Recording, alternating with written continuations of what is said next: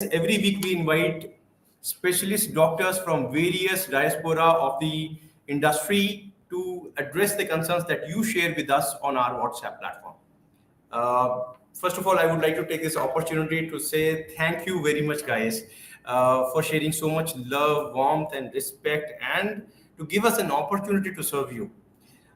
We have been bombarded by a lot of messages, and people have been asking us many questions, so heartwarming to hear from you that you have been, benefited from all these sessions, that you have got your doubts cleared, that you have got your consultation, that you have got your products. Thank you so much for that. Also, we have seen tremendous increase in love from you with regards to the number of orders that we are getting. Again, very, very thank you for that. And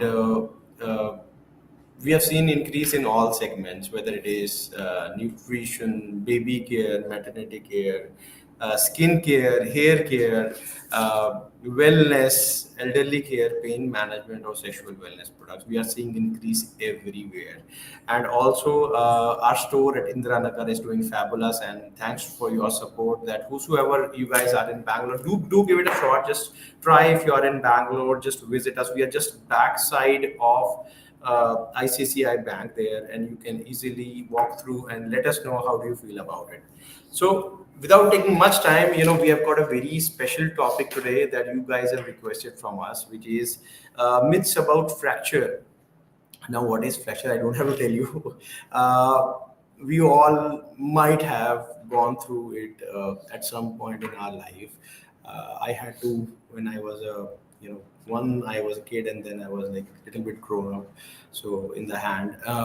So we have different myths with regards to the bone health, the fracture. So today we're going to be joined by orthopedic surgeon Dr. Deepak.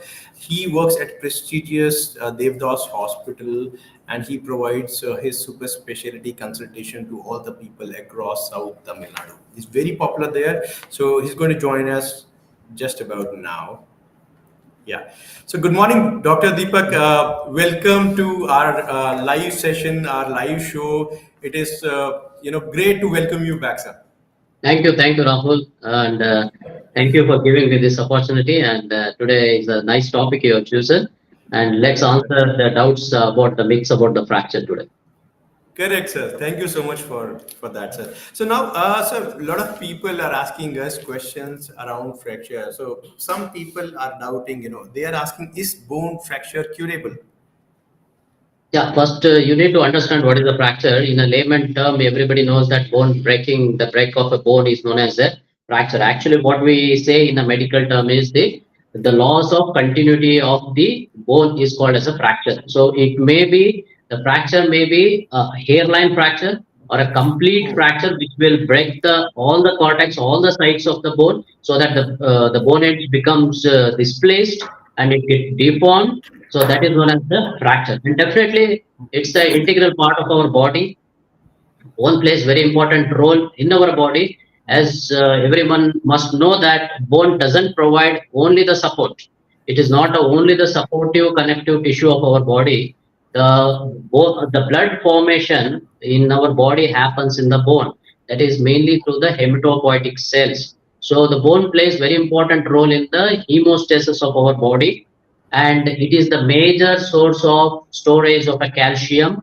So the bone is completely made up of calcium and other minerals too, and it provides the attachments for the muscles, ligaments. So whichever we are moving the joints and all, so the bones and ligaments are the ligaments and tendons are attached to the bone. So it supports the whole body structure, and it is important that it protects our important organs.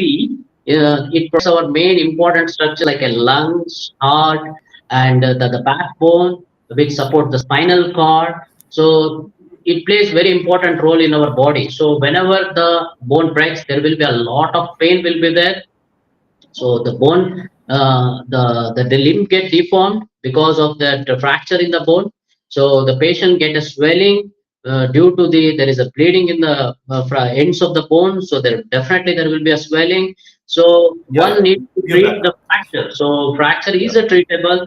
Definitely it is a curable. So, but with the opinion of a better orthopedic surgeon.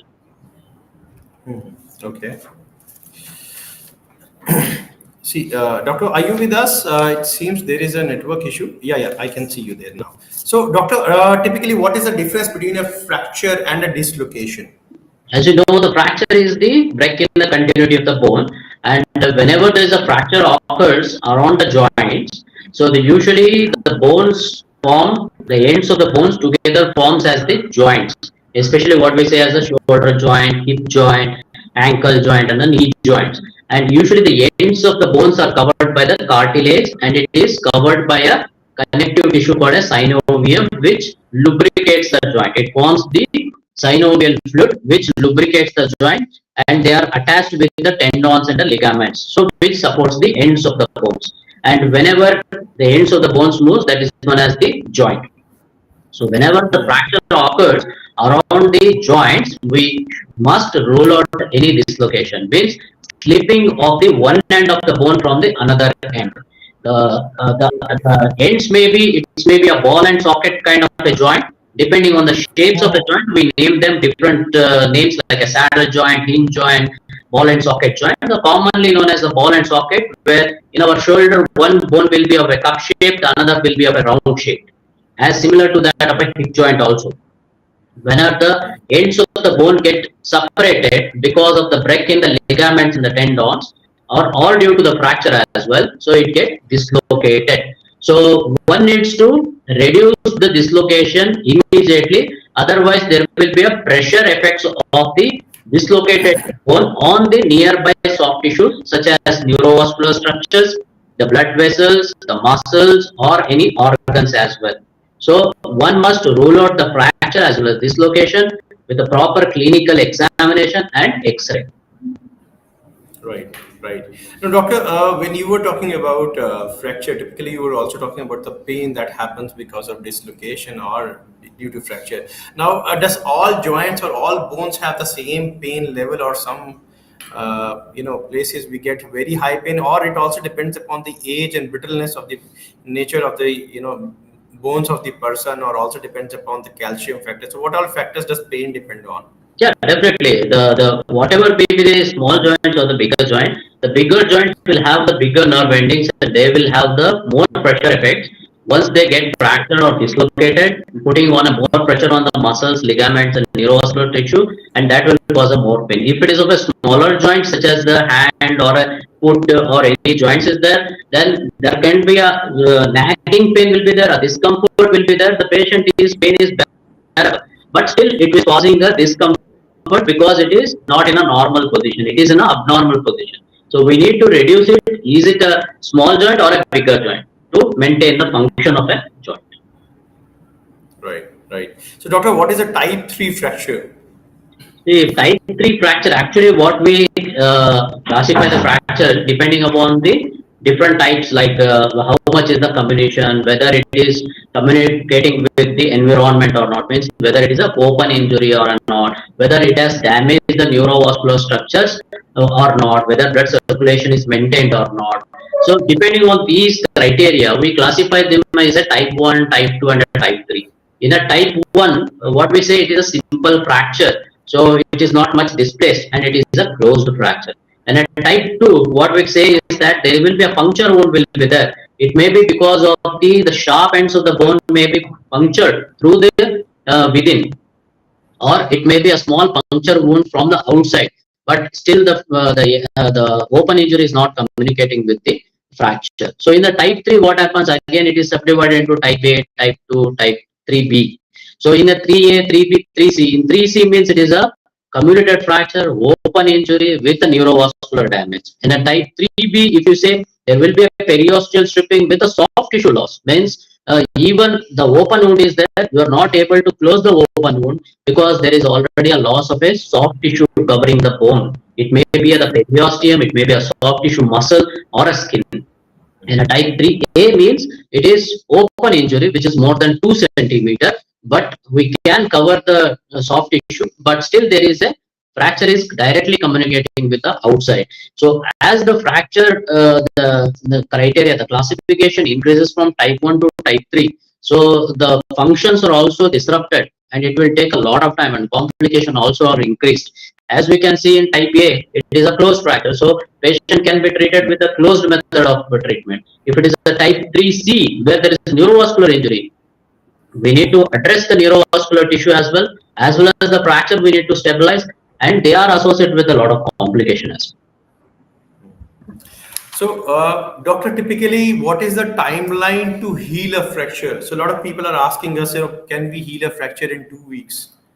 Actually, we don't have a number exactly to say that this fracture heals by the end of 1 month or 3 months. So nature has fixed some of the criteria or some of the timelines. We need to follow that one, and it depends upon the many different factors. As we say, if the fracture is a closed one, a simple one, it is not of displaced. If it is of the patient is of a younger age, and the fracture will heal very faster. If it is an open fracture, the patient is of a older age, means because of the osteoporosis, and they are suffering with some of the liver, kidney diseases or diabetes, the calcium requirement, the body healing capacity is very low. So it may take a longer time for the fracture healing. So we cannot say the exact number that fracture healed by this week, but we have a set of number, we have set of some targets that fracture has to heal by this. Usually we say the fracture start becoming sticky because it goes through the different phases of a fracture healing. Once there is a fracture, there is a first stage occurs, what is called as the stage of a hematoma, means ends of the bone, fractured ends of the bones will start bleeding and they will have a collection of the blood. That is called as the stage of a hematoma.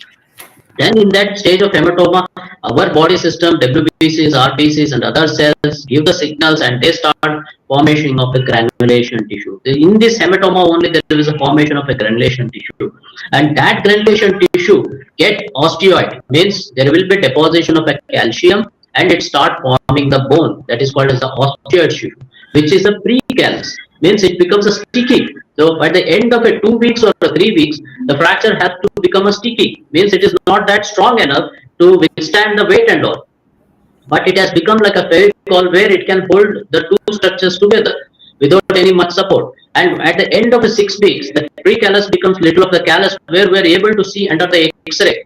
Yes, there is a formation of the bone at the fracture end. So the bone is started healing. It is showing the signs of a callus formation. Bone is healing well. We can say that. So 6 weeks is the period. If we show there is the no pain on the patient weight bearing and there is a callus is visible on the fracture on the X-ray, then we ask the patient to have a partial weight bearing, means they can walk with a weight bearing with a support. So once we give a pressure to that bone and all, there is more demand for the calcium deposition and the bone will heal very faster with more deposition of the calcium and callus becomes more stronger. So at the end of a 3 months, it becomes very strong like a cement where the callus is formed all around 360 degree, and there will not be much of the pain. He doesn't require much of support to walk and he can put a full weight bearing on a walk. So we cannot say exact number, but usually we target is 3 weeks, 6 weeks, 3 months. Okay, The right. fracture should be. That's a very clear number, probably a very clear kind of understanding for most people. Now, depending on the fractures, like you mentioned, but doctor, I just want to understand like which type of people are more prone for fractures. Where exactly like people get fracture at one place and then after some time they get fracture again. So, what are those kind of people, and probably are they having some deficiency, and what do you recommend for them? Yeah, this is a good question. See, more people are prone to the fracture, especially if they are athletes. If you're training or in a sports related activity and all, they are more prone to the injury, especially to the ligaments, tendons, dislocation kind of thing, because they are comes into the body contact pressures and the forces, so that will disrupt the ligaments and they're more prone for dislocations, even the fracture as well. If you come to the age group of 45 to 50 years, with the women especially, those who are nearing to the post menopausal, the end of the start of the menopause, and at the age of 65 plus and all, where they have completely entered into the post menopausal stage, where there is a hormonal changes occurs, the calcium level goes on decreasing, the bone starts becoming more of a porotic, and they're more prone to the fracture, especially around the wrist joint and around their hip joint, as well as those in the low back region, as well as in the knee region. So what we say as a stress fracture, or sometimes just a miss of a step of the staircase, may lead to the fracture neck of the femur, especially of the thigh bone around that hip joint, or because they have pressurized their because of the small just jerk or a fall, they put a more pressure on their wrist, and they will get a fracture around their wrist as well. So in the back also, because they keep on using bending, they do the jerk journey kind of thing and all, they will get a continuous pain in the back. So we need to rule out the fractures in the vertebral column as well. So, and those who are under those who have diseases such as kidney diseases, or liver diseases, where there is a malabsorption syndromes are happening, so their digestion is not good. Those who are not exposed to the sunlight, where there is a vitamin D3 level is very low, where even though they are taking good amount of a calcium, the calcium absorption is not happening. So the bones start becoming weak. They tend to become osteopenia. Later they become osteoporosis, and the bone strength goes on decreasing, especially even in a diabetic patient, or those who are sedentary lifestyle. Means if they are not doing any weight bearing exercises, or walking, jogging, running kind of the exercises, the bone will not have a pressure. Then bone doesn't need a calcium. Then whatever calcium deposited in the bone will be taken away, and it will be wasted. So the bones start becoming weak, and they become porotic, and they're more prone to the fracture. So those who are having a sedentary lifestyle, kidney diseases, liver diseases, malabsorption syndromes, or they are not exposed to the sunlight, the diet is very low, postmenopausal, especially the women, ladies in the age group of 60, 65, and those who are having a sports activity, rash activity, they are more prone to these fractures. Understood, doctor. Thank you for explaining it so well. Now, a listener is asking us a question. Is walking good for broken bones? Mm, yeah, I think it must be a question from a layman, but still we can answer. The fracture bone, as I told, there are types of fracture, and depending on what kind of a fracture it is, if it is a simple fracture like a transverse fracture, there is a clear-cut line is visible, and bone is in exactly contact with the other bone without any angulation, either in both the directions. There is no angulation is there. Then it is treated with a good support like of a plaster of Paris or a brace, or any surgery also they have done. Then within 6 weeks they can have a start walking, but with a support. Unless we see a proper callus formation around the fracture ends, we cannot say that fracture is completely stabilized and you cannot walk. So usually at the end of 6 weeks, we can able to identify the callus formation. Then we can ask them to have a walking with a support only, but with a partial weight bearing. They can have a full weight bearing at the end of a 3 months, where there is a good support to the bone is happening. Understood, doctor. That's very clear now to a lot of people who are watching us, guys. If you have got any questions around your concerns, do not hesitate to ask us. We have got a phenomenal high number of questions around fracture, bone health, around hand fracture, feet fracture, thigh fracture. So you've asked us a lot of questions around fractures. Now this is the time for you to clarify your points, and Dr. Deepak is with us. He will try to answer all of your questions. So let us Yeah, know. ours is a center where Devadas Hospital treats. It's a high volume center, especially for the trauma patient from especially from the South India. They come to the appointment of the Professor Devadas sir and Satish sir, and as our all colleagues. So we have a good number of volume and good experience, and we know different methods of a treatment and how well it can be treated, and how early the patient can be mobilized and sent home. We have a good experience. So the people around the South India must get this opportunity and get treated for any simple as well as the complex fractures or any dislocations in our center. Correct, sir. Thank you for sharing that. Also, Dr. Deepak, one more input that I will share, that Devadas Hospital is organizing a marathon now, which is one of the biggest marathon in Madurai.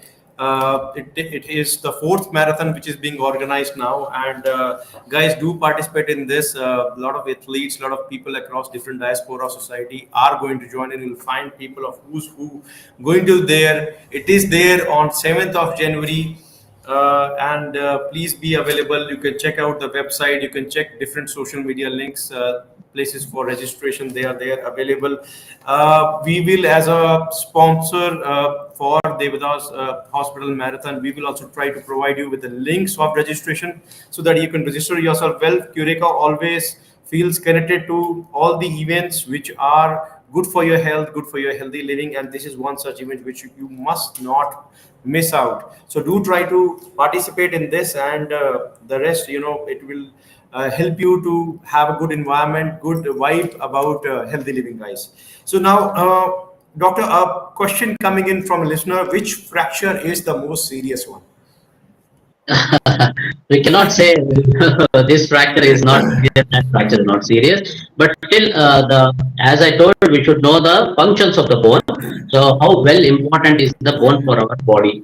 So, it may affect the smaller bone or a bigger bone. So, definitely the function around that bone or a joint will be disturbed. So, we need to retain the normal alignment and normal function as soon as possible. So, but as question says, which fracture is very seriously, some of the bones have got a peculiar blood supply. Why it is called a peculiar blood supply? Because it is supplied by only one artery or a one vein or only one supply, which is very feeble is there. So if there is a fracture occurs, there will be disruption of that blood vessel, that the blood pipeline will be broken. So that the portion of the bone becomes avascular, means it will not be supplied by the blood at all. So then that bone will become avascular necrosis, means the bone will not get the blood supply, it will not heal with the other end of the bone, and it is tends to notorious for the non-union, means it will never heal, never unite. So such fractures are known as very serious. So we should know what all that area. So especially in the wrist area, there is one small bone called as a scaphoid, which is there in the anatomical snuff box. This is the snuff box, which is the people can feel it. There is one small bone. Whenever you put a pressure on your wrist or you will fall on outstretched hand, the forces will be absorbed by that small bone. That is called as a scaphoid bone, and it has got a peculiar blood supply. The blood supply comes from not from the straight line, it takes the curve, then it supplies. So whenever there is a fracture, it tends to notorious for pain, nagging pain, discomfort, and there will be a osteoarthritis around the wrist joint as well. So we need to identify this fracture very early by taking a different views of the X-rays. We cannot diagnose in only one X-ray. We need to take two, three different types of X-ray. If possible, we need to take the CT and MRI scan to identify it early, then treat it properly. Similarly, there is a fracture neck of femur, the hip bone, the thigh bone, the head, the portion is very much supplied by very less amount of the blood. Whenever there is a fracture neck of a femur occurring, the head gets separated from the rest of the thigh bone. Then what it forms, the joint around the hip joint, it becomes avascular. So we need to identify it early, treat it properly in a proper alignment. It should not be fixed in different directions. It should be fixed as anatomical as possible, means it should be as God given. So it has to be fixed in a proper manner with a good experienced doctors only, they can handle it. With the different various methods of a fixation, we can achieve it. Then we can fasten that healing process. So usually it takes by 6 weeks, we can fasten it by 4 weeks of healing if you do it in an anatomical fixation and a proper fixation. So similarly, in the ankle joint also, there is the ankle joint is formed by the leg bone and the ankle bone called the talus bone. The talus is also got a peculiar blood supply. Whenever there is a fracture, so they get disrupted and it will usually goes for a non-union. So such areas of the bones are known as very serious. Don't don't think that fracture can be treated by anyone or any POP methods or by some massage or a bone setter. It is not that thing. People have lost their limbs because of the improper treatment of a simple fracture, which would have healed very well in 2 weeks.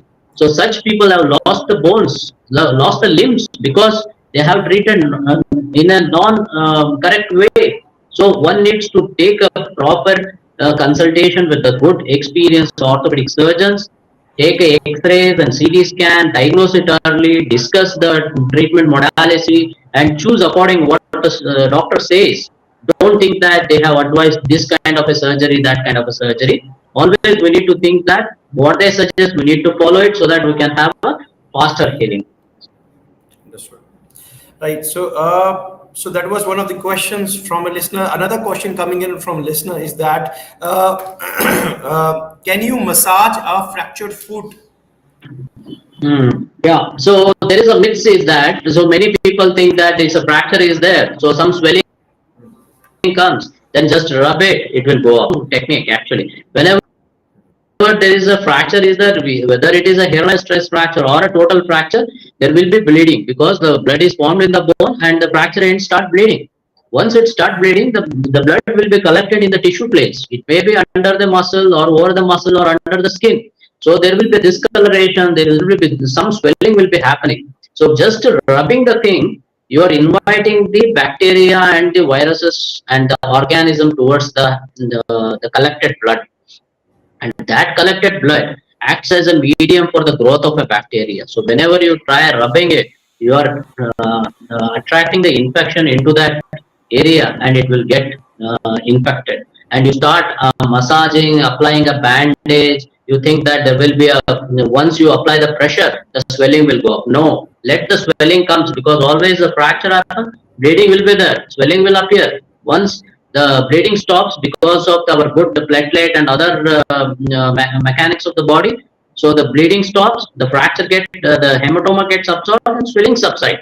But we need to give a time to it. So we should not think that just massaging, putting a bandage, it won't help. If you apply tight bandage, it will actually disrupt the blood supply to the limb, and the other portion of the limb gets swollen because the pipeline you are blocking it.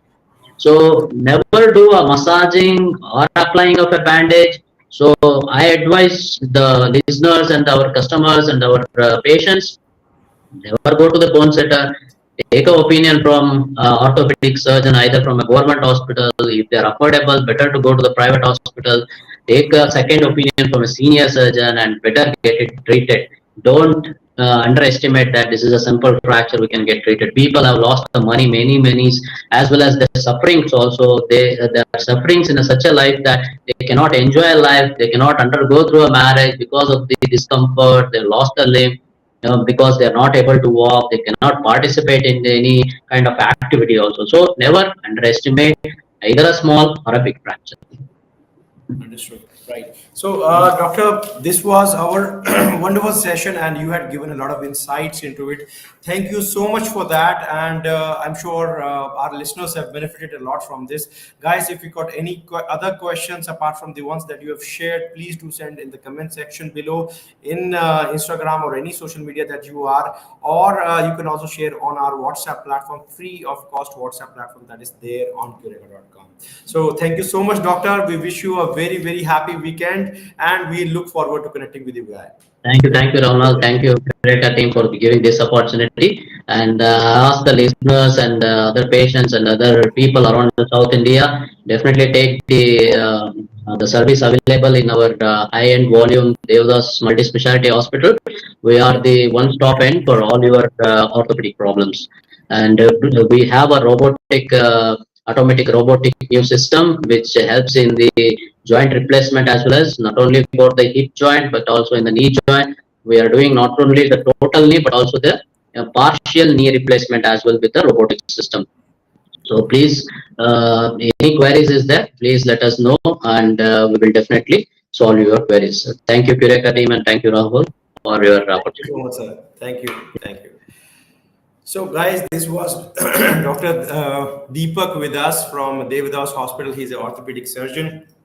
Now, guys, I'm going to give you a very good tip about how to order and get the best possible prices on cureka.com. So, guys, if you would have seen that we've got a free of cost WhatsApp platform there. We also have a phone number which you can contact. So contact our support if you've got some special requirements, you've got high volume requirements. We do take bulk orders. We do take wholesale orders. So if you've got products for high volumes, we can offer you very special pricing. Get in touch with our care team and they can provide you with the special rates. So this was a special tip for you. So thank you very much for joining us today. Wishing you a very, very happy weekend. Signing off with this. Thank you, Rahul and Val.